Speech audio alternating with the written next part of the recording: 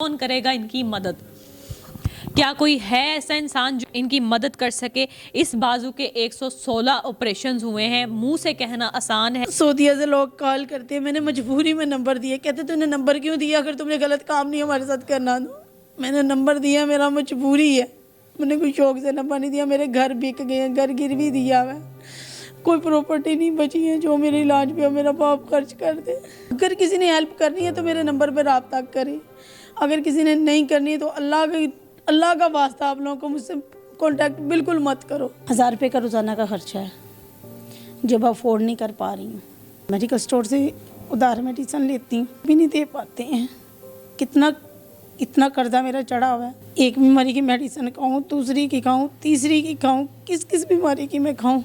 अब रात भर मैं सो नहीं पाती हूँ, इतनी तकलीफ़ होती है कि मैं बयान नहीं कर सकती हूँ। ये जिसे तकलीफ़ होती है पता उसको होता है, किसी दूसरे को नहीं होता। इससे मेरा बुखार नहीं जाता है, मेरी इन्फेक्शन इतनी है, मुझे खाया पिया नहीं इतना जाता, मेरी स्मेल इतनी ज़्यादा आती है, बदबू आती है। रात को सोती मेरे एक चेहरे पे पानी लग गया, मेरे यहाँ पे ज़ख्म बन गया, मेरी गर्दन पे लगा, मेरी गर्दन पे ज़ख्म बन गया। फिर मुझे तकलीफ़ हुई कि अब मेरा ये हिस्सा भी सेफ नहीं है।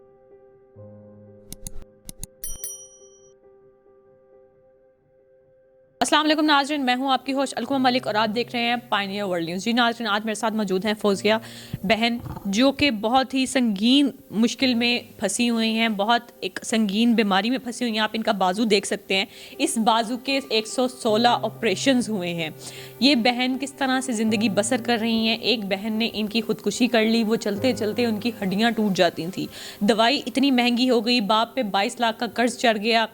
इनके बाप अफोर्ड नहीं कर सकते दवाइयाँ और अपने ही हक वो मांग रहे हैं हुकूमत से, सरकारी महकमे से, लेकिन वो दे नहीं पा रहे। क्यों? आइए जानते हैं इनसे। अस्सलाम वालेकुम फौजिया। हाँ जी, वालेकुम सलाम। अच्छा फौजिया, मुझे बताइएगा ये किस तरह से बीमारी में आप मुब्तला हुई? ये मैं 7 साल की थी, सीढ़ी से गिनी हूँ तो लोहे की किस तरह मुड़ी भी होती है वो अंदर चली गई है। वो तो उसी टाइम दीवार में थी, वो तो निकाली, बाजू उस पे से निकाली है तो ब्लड बाहर नहीं निकला। रगड़ लगती है, ब्लड सिम जाता है, वैसे भी नहीं हुआ। जब उन्होंने यानी कि बाहर से पकड़ के, करीबी डॉक्टर रहता ही, डॉक्टर रियाज, उसके पास लेके गए, उसने बाहर से पकड़ के टांके लगा दिए। फिर जैसे जैसे यानी कि दिन पे दिन गुजरते जा रहे हैं तो मेरा यानी कि बुखार नहीं जा रहा था। 104, 105, 106 मेडिसिन खा रही हूँ मुसलसल। एक बंदा बाजू पकड़ता था फिर मैं चलती थी, इतनी मोटी मेरी बाजू हो गई थी, इतनी ज़्यादा। फिर उसने कहा कि जी 7 दिन के बाद टांके खोले, कहते इसे हॉस्पिटल ले जाने तो इसकी बाजू काटनी पड़ेगी। मैं हॉस्पिटल में लेके गए मेरे अब्बू, उधर उन्होंने यानी कि ऑपरेट किया इमरजेंसी में। मेरे मामू डॉक्टर थे, फोत हो गए हैं, अल्लाह उन्हें जन्नत नसीब करे। तो सर्जरी में थे, उन्होंने इमरजेंसी में मेरा ऑपरेट करवाया। 1.5 साल मेरा बाजू तकरीबन ठीक रहा, ज़ख़म भरने में 6 महीने लगे। बाद में सौदा लेने की वो करंट सा लगना शुरू हुआ। जैसे जैसे मैं यानी कि दिन गुजरते जा रहे थे, तकलीफ़ बढ़ती जा रही थी। काफ़ी सारे हॉस्पिटलों में वो मुझे लेके गए हैं। पेपर तो मैंने संभाले ही नहीं था कि ज़रूरत ही नहीं है, चलो ये इलाज हो गया ख़त्म, भी फेंक दो।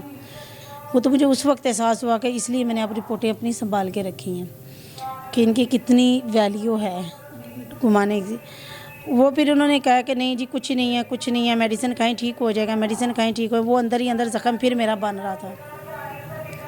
करीबी डॉक्टर के पास मेरे अब्बू फातिमा मेमोरियल में मेरे हम सारा लेके गया हमें, उसने इंजेक्शन लगाया बीच में उन डॉक्टर ने, तो क्या फिजियोथेरापी करवाई। जैसे जैसे फिजियोथेरापी कर रहे थे वो गुब्बारे की तरह फूलता जा रहा था, जैसे कि ये आपका मैक इस तरह हो गया था और सही रेड कलर बिल्कुल। तो फिर 1 ऑपरेट 2 ऑपरेट मुसलसल ऑपरेट कराची आगा खां तक गई हूँ, अशिफा में गई हूँ। उन्होंने कहा आर्थोपेडिक का केस है, आर्थोपेडिक वालों ने कहा सर्जरी का है, सर्जरी वालों ने कहा प्लास्टिक सर्जरी का है, प्लास्टिक सर्जरी वालों ने कहा जी स्किन का केस है, स्किन वालों ने कहा जी हमारा केस ही नहीं है। 2 दिन धक्के खा के वापस आ गई और किसी हॉस्पिटल वाले ने पकड़ा ही नहीं है। अभी इन्होंने कहा है बर्न यूनिट वालों ने जिना के हम आपका ऑपरेट करेंगे, 10 से 12 घंटे का आपका ऑपरेट होगा।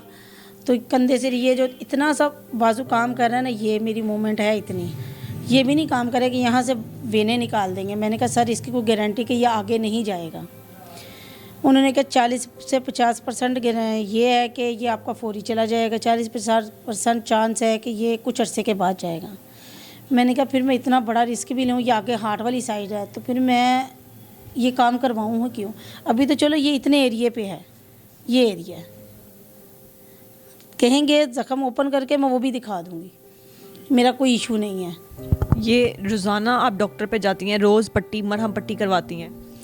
1000 रुपये का रोज़ाना का खर्चा है जो मैं अफोर्ड नहीं कर पा रही हूँ।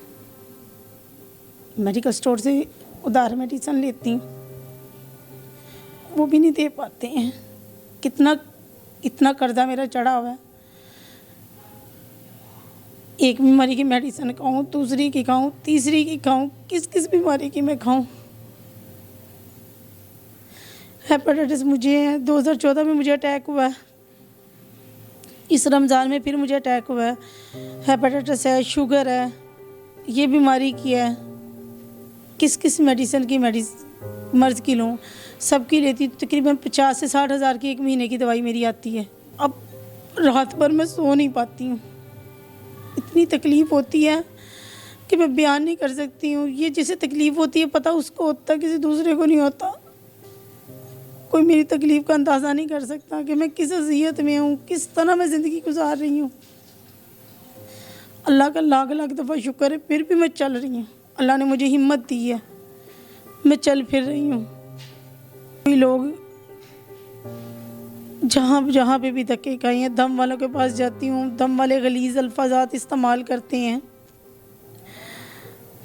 इधर अलीपुर सईदा का बंदा है, उसने मुझे कॉल की कि मेरी 2 बेटियां इंग्लैंड में हैं, बच्चे, मैं आपका इलाज करवाऊंगा, मैं तुम्हारा अब्बू हूँ। सफ़ेद उसकी दाढ़ी है यहाँ तक, जो मैंने पिक में भी देखी हैं, जो फ़ोन पे बात हुई है। अब जो है ना, मैं 3 लाख रुपए मेरी बेटी भेज रही है अभी आपको।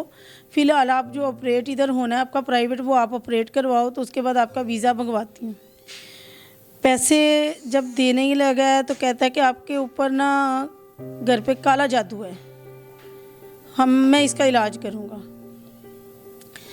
आप अपनी वालिदा के साथ अलहदा कमरे में हो जाएं, फैमिली से हट जाएं।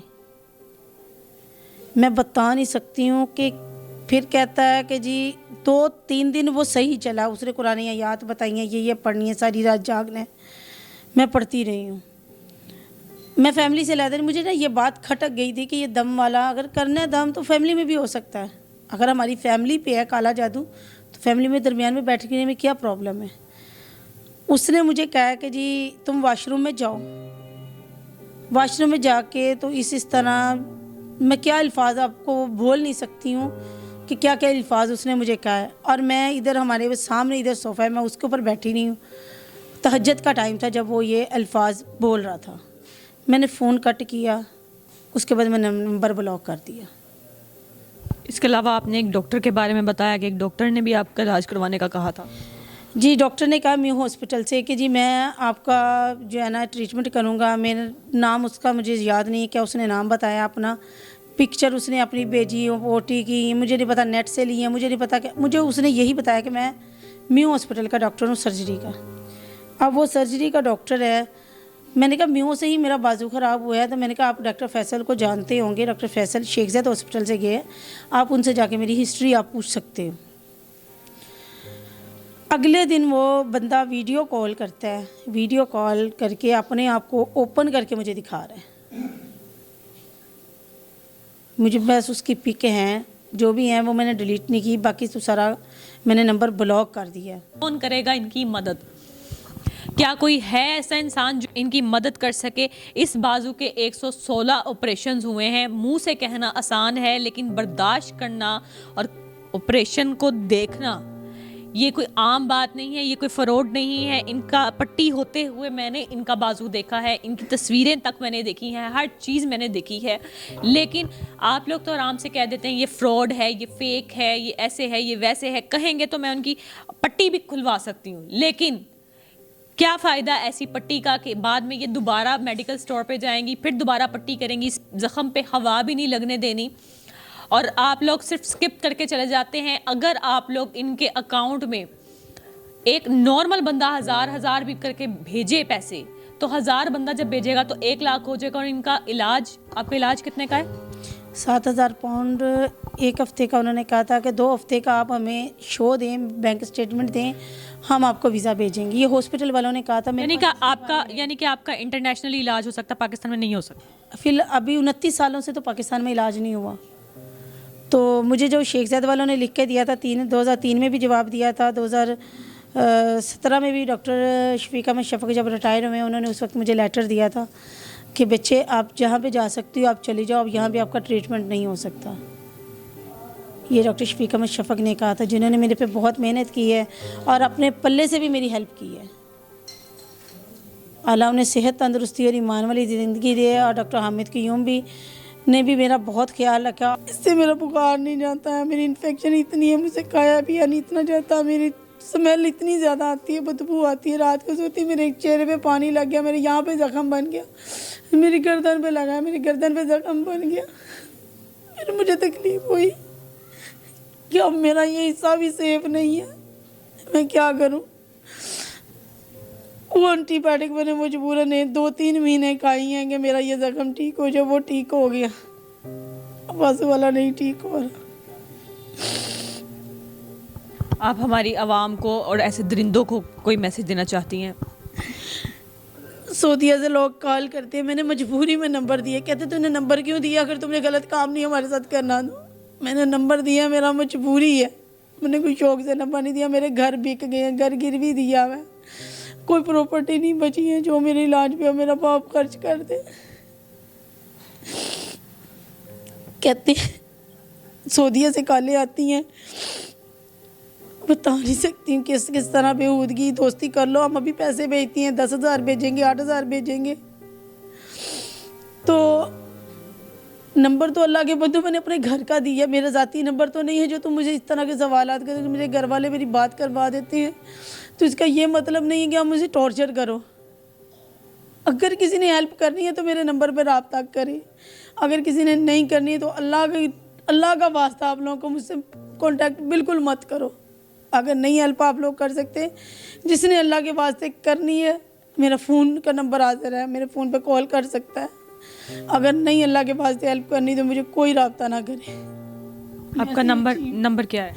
0302451442। हाँ जी नाज़रीन, ये फौजिया का नंबर है। अगर आप वाकई मदद करना चाहते हैं, इनके बाजू को ठीक करवाना चाहते हैं, इनकी बीमारी को ठीक करवाना चाहते हैं और सेहतयाब होना चाहते हैं, तो इनके नंबर पे कांटेक्ट करें और इस वीडियो को ज़्यादा से ज़्यादा वायरल करें, ज़्यादा से ज़्यादा शेयर करें, ताकि कोई अल्लाह का नेक बंदा इनकी मदद कर सके, इनका कर्जा उतार सके। लेकिन इस तरह की बेहुरमती किसी औरत की मत करें, कल को ये इस तरह की हरकत आपके घर में भी हो सकती है। आज आप दुनिया में रहम करेंगे, कल को आप पर रहम होगा। अल्लाह हाफिज़।